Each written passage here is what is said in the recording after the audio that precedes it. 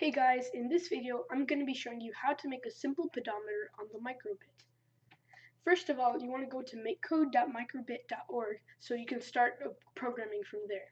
After that, what you want to do is go into variables and create a variable called steps. Then you want to take the set steps to 0 and put it under on start. From there, what you want to do is go into input and take the on shake loop. After that, you want to go into the variables and take change steps by 1. Obviously now that when we shake it, it's going to change the steps by 1. But how do we know how many steps we've taken? From there, you want to go into basic and take the show string block and put it right under change steps by 1. Go back into variables and take the steps block and put it under hello.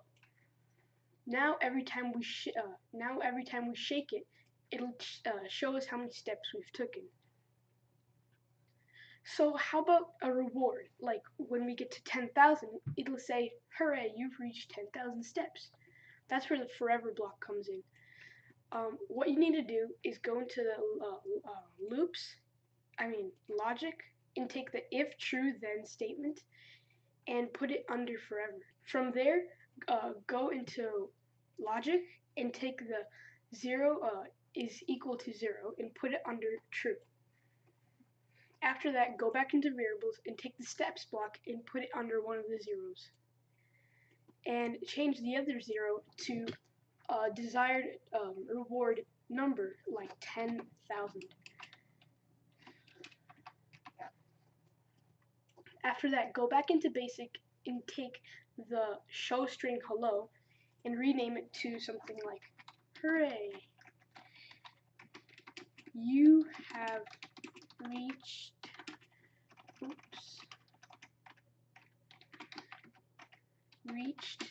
10,000 steps. From there, when you reach 10,000 steps, it'll say, hooray, you've reached 10,000 steps. But obviously, to simulate this, we'll put 4. Let's try this. Shake it once. Shake it once.